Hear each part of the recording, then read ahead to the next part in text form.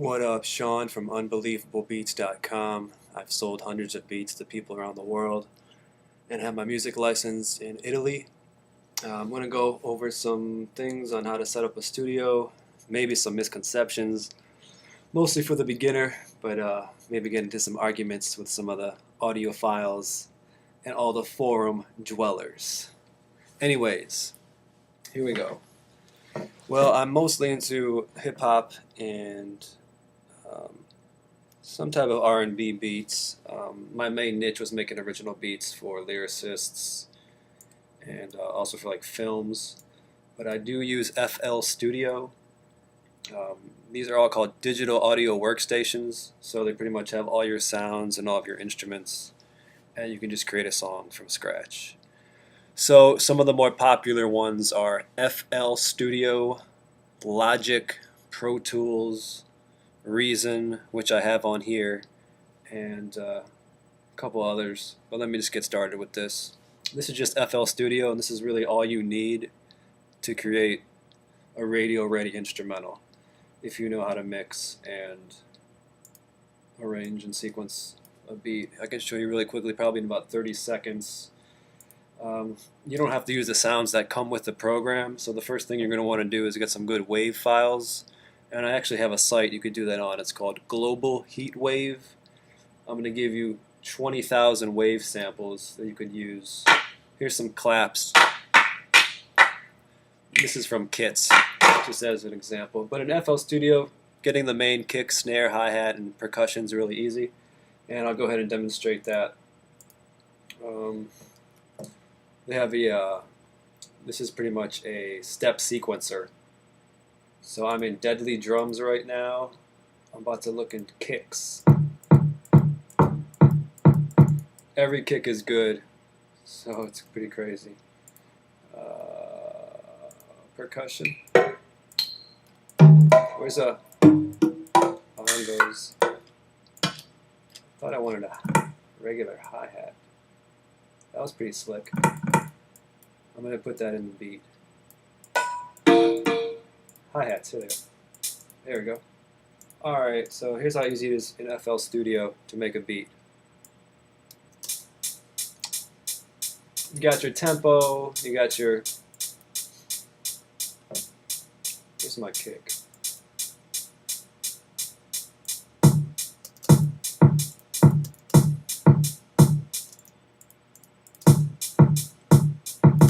Then you got your panning and volume, very easy.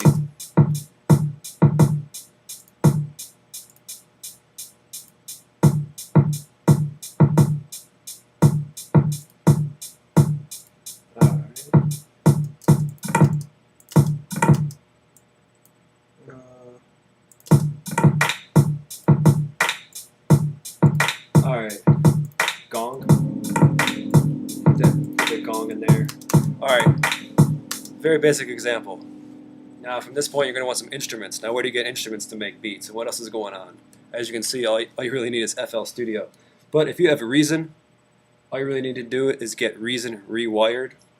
You just need the program called Reason. It's from Propeller Heads, and you can actually use all the sounds in Reason in FL Studio, and it's called Rewired. But the main program is Reason. They just have great sounds. Here's Reason. That's Reason right there. I can scroll through a couple of presets, but it looks like this. It's really cool looking, and because I'm mostly like MIDI instruments, so far I've shown you a lot of just wave samples on the beat, and then these are all virtual instruments on your computer, so you need to have a lot of memory to actually run all this. And I'll get into that a little later when we go over USB sound cards and FireWire and PCI sound cards and interfaces and preamps and whatever everyone talks about. But pretty much all you need is Reason and FL Studio to make some banging ass beats. Just heard that.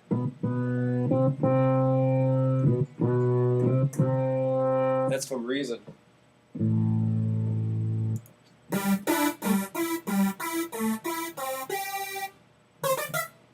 Reason. Ooh, crazy Omar from Reason.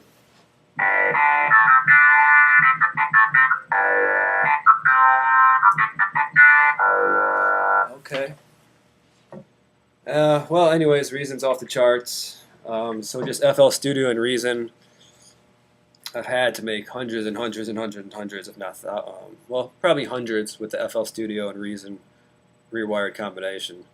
But I've been making beats before even that term even was invented.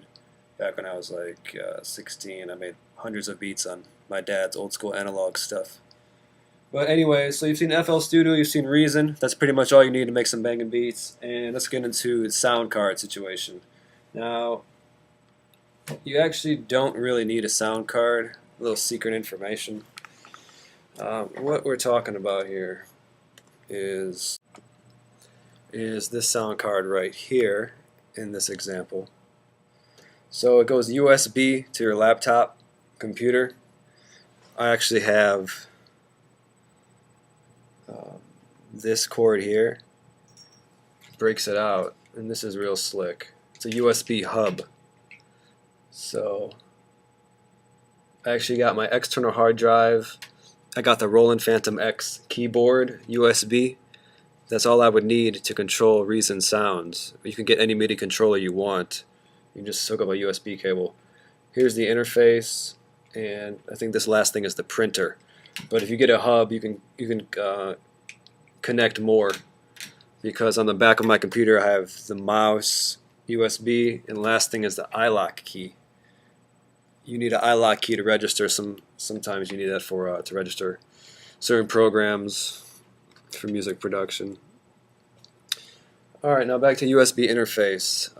See, since it's going with a USB cord from here to the computer, see, your computer's normal sound card is just on the side right here. Where is this? There's a little headphone sign. That's your regular sound card. You could actually just connect speakers through there, and you can monitor through that. You could hook up headphones, and then you actually have, there's a microphone input on this on your computer. It's a little 1/8 inch stereo mini jack, and you could actually record with this into programs like FL Studio. All you really need is to get a program called ASIO for All. That's ASIO, the number 4, and all.com, and then, you know, you hear about interfaces all the time, and a benefit of an interface is for less latency when you're recording audio. Doesn't really matter when you just have virtual instruments like I have right here, FL Studio and Reason. Interface doesn't matter that much, but you do need a powerful computer with a lot of memory and a good processor. But back to the interface. In this case, I do have the interface connected, and then the interface is just for audio. So if you need to record a microphone using a condenser microphone, you want to record vocals, you can just hook it up to one of the inputs, and then you select the input in FL Studio, and then you can record your audio with this guy. But this is cool because it depends on your situation. If you're just a beat maker that wants to add vocals one thing at a time, you have one input. But here's the main beef with interfaces and why they're important. It's about the number of inputs and outputs. Like, you can have a lot of inputs if you have a lot of microphones and miking up a drum set. If you're miking up a whole drum set, you're going to need 8 or 9 or 10 microphones. Singer-songwriters want to mic up a guitar with their vocals at the same time. So simultaneously, it's whatever you're recording. And when you do this with your computer, you know, the poor man's way is just your normal sound card. But once this USB is connected, your speakers go through here too. So I got these monitor 1/4 inch outputs hooked up to those little guys. Those are just an old school pair of M audios, and your inputs go here, and then you also have a headphone output. You can listen to your headphones, and here's the monitor volume. So main thing with interfaces, you know, they could sound better. I haven't really heard that much of a difference, and I haven't really used RME, but I've been to demos with it. Apogee, you know, the Ensemble and the Symphony, and, you know, all those tests with DigiDesign and Avid, but you just really got to use your ears. I mean, I'm telling you, ASIO for All is fine, but it just depends on your situation. I have my keyboard. Now, any keyboard made in the past 10 years or so, if you just hook up a USB cord to your computer, and that's what I have. Phantom this is a USB cord, and it's plugged in to that hub. Here, it's plugged into right here. That's going into my computer, so I can control FL Studio. I'm actually controlling Reason with it right now. See.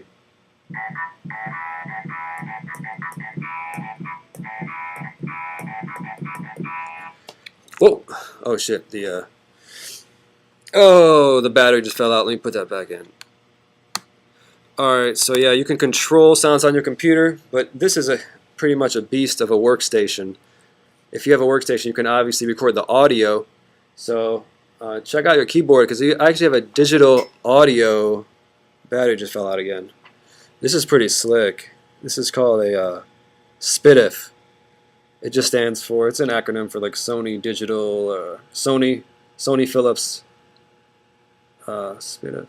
Sony Philips Digital Interface, and it's an output digital, and that's going to the input, digital input on this M box. It's cool that it has that, so you don't have to go analog to digital. That's another thing about USB interfaces, and that's, I guess that is the main beef with audiophiles, and if anyone wants to get into arguments about it. I don't really care for all that stuff. I just listen to my ear and try to mix right. But you know, something like analog, like this is coming from my turntable, you know, there's an analog to a digital converter chip in these interfaces. So that's why RME and Apogee might be a little bit better. I mean, this is just an old school digi design, but you know, Avid has a bunch of new ones now too. But so yeah, just check into USB interfaces, also FireWire interfaces. So that's that setup. The keyboard, I could record the audio if I wanted to. If I wanted to just play it in, or I could obviously just doing what I was just saying. But yeah, you got the audio from this if you want it, and you can control MIDI instruments, FL Studio, and Reason as well, or any program on your computer just with that USB cord. But for the audio, yeah, I had that digital connection, and then you could just play stuff in. But there is one more question. How do you actually trigger these sounds with like a piano roll in FL Studio and other programs so you can control the MIDI notes of this internal? And yes, the answer is yes, you can. You just can go to your local control switch, turn your local control off, and then you can get the MIDI through there. But I actually have a different tutorial on that, and that's a little bit more involved. Moving along, got the stand turntable. I really like to sample. It's going through this mixer actually. It sounds a little distorted.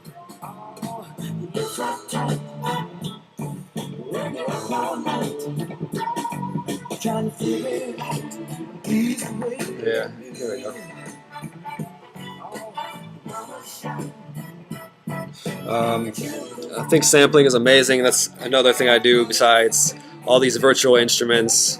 And I've even seen virtual instruments from, you know, from native instruments, you know, like Complete and Massive. And you really just get some free sounds too. Like, besides even all that stuff, I'm going to close out Reason. Like, I got this free thing right here, TAL bassline. See that keyboard that just came up there? Like, that's a free download.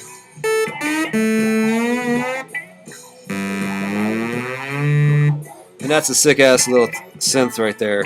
TAL bassline, that's free. Superwave P8. Look at this thing. This whole thing is free. It's just a free VST. You can get that. So set up your beat there. This, you know, I can do a different tutorial on that, but you know, you sample. I record that into here, and then chop it up. I don't really chop, but I go into a program called Edison. I get the BPM right, and then I could stretch any acapella to any tempo, and it's pretty slick.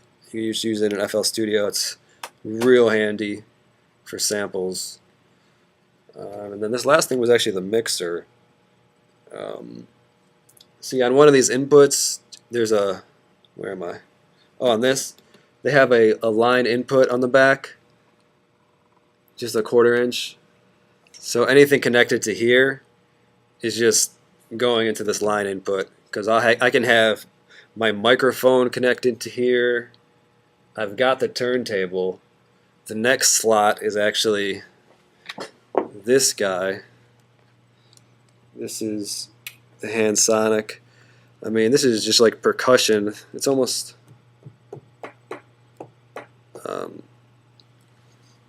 I don't. So you've pretty much seen my whole studio setup. Also for sampling, I know some people have beef with sampling, but I'm the luckiest guy ever. I have my my dad's records from the baby boomer generation, so I mean, I just get inspired when I look through different records. I'm not trying to abuse it, but I draw inspiration from it, because after you've made hundreds and hundreds and hundreds of original beats, you sometimes need a little inspiration from elsewhere, you know. So seeing those records and just playing that vinyl, it's an amazing feel. So I got the analog vinyl samples, I got the FL Studio, I got the Reason. You really just need virtual instruments, even free ones. You could really just use your free sound card. So everything's really free. FL Studio isn't that expensive. You don't really need a huge thing like this if you're just controlling virtual instruments. I have, oh yeah, MIDI controller. You really just need a MIDI controller. Coffee shop stuff. 32 keys. This does the same job as the Phantom X. You know, if you're just controlling your free sounds and Reason and FL Studio, whatever program you're using, this works out fine. It just depends if you want pads on it and other controls. That gets into the control surface discussion about that, but I just use a mouse. So once again, I'm self-contained in here with this FL Studio and Reason. Everything else just adds a little flavor, especially the turntable stuff. That's just off the hook. And yep, sometimes I do use the internal sounds of the Phantom X. Pretty beastly. And that's pretty much all she wrote. Once you get your beat set up, you gotta know how to mix. Actually, we'll do a little demo as long as I'm doing this long of a video. If you want to see somewhat of a little beat process.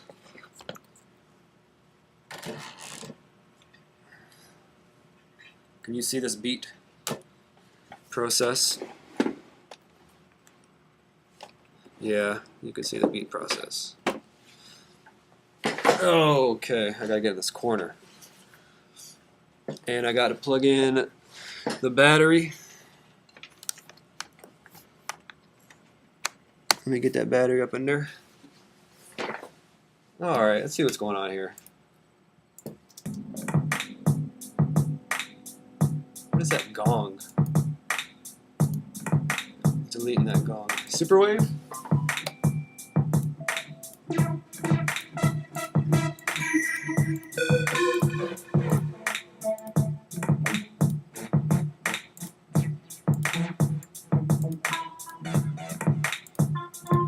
What is that? I think I'm going to use that. Lower the volume.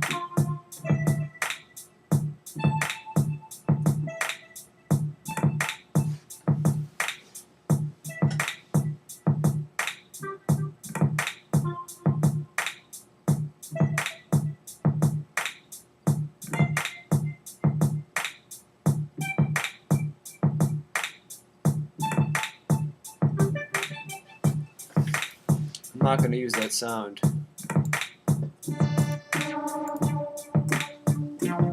What was that first one?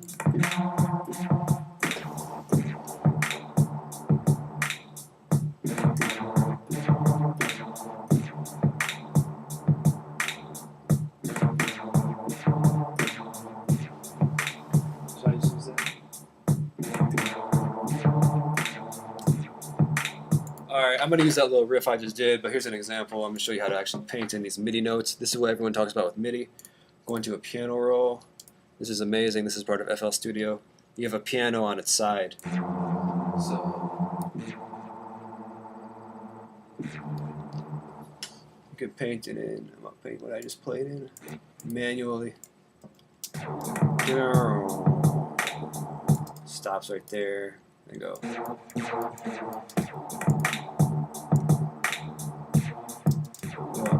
Move it over for that space. This one.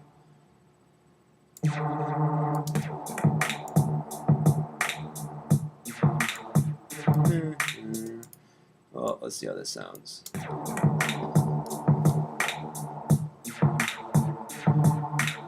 Yeah, alright, for the purposes of this video, I'll do that. Now you can track all these out too. Let me see how much time I got on this. 5 minutes? Alright. You can track all this stuff out. The kick drum.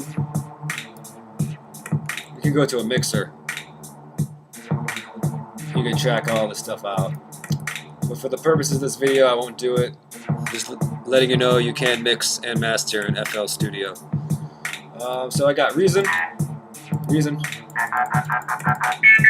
Well, that was pretty slick.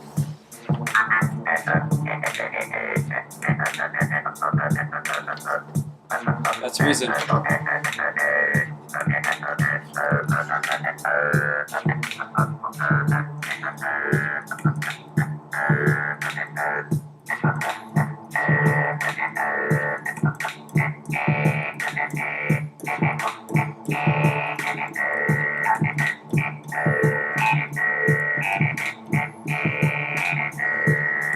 So that's Reason.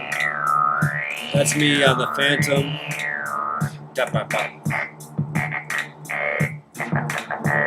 So I could play that in with me because I got a little groove going with the keyboard. But here it is there.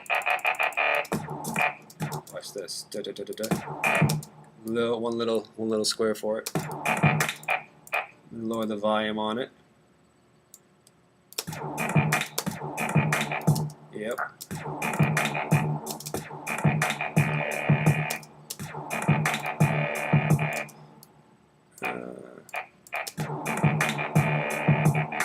What the hell?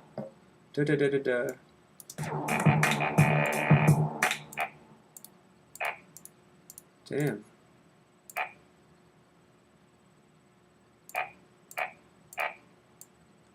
What was this?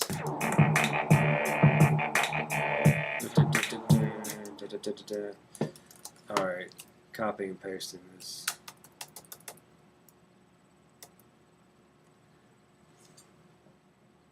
I don't know if that's going to be good enough. Yeah.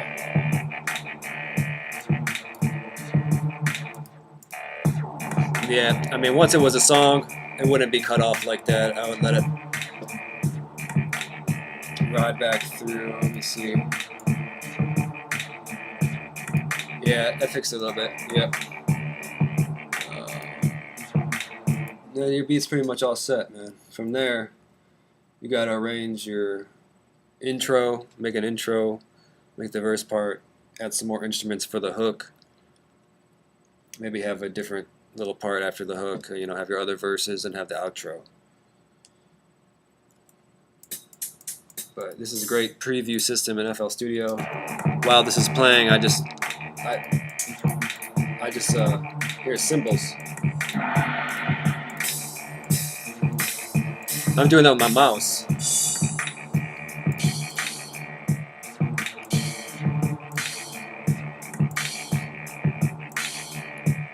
So I can just preview. That's my finger right there. So you go through this browser. So that's pretty slick. So even though I'm doing it with my mouse, I gotta open a new channel, put it in there, lower the volume.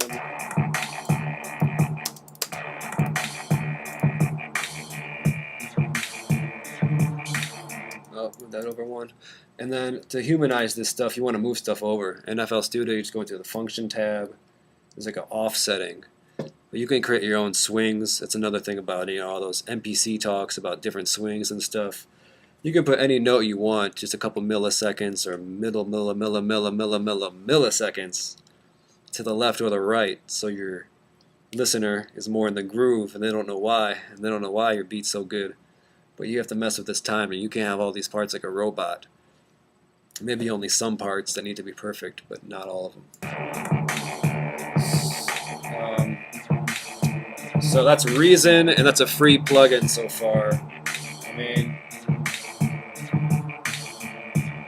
that's, you know,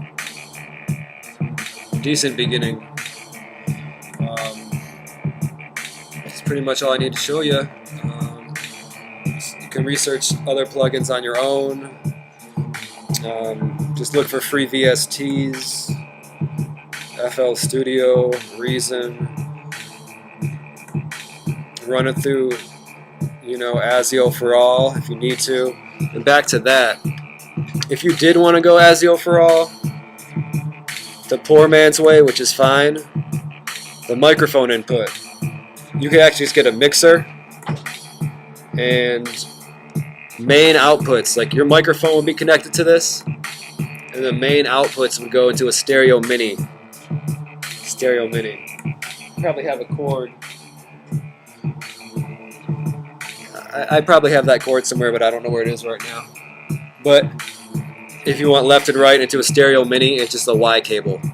Left output, right output, going into one cable, which would slide into here. That's getting into the audio recordings, or a keyboard, or vocals, or a turntable. You know, you don't need to buy something like this. You don't need them, but you can have them.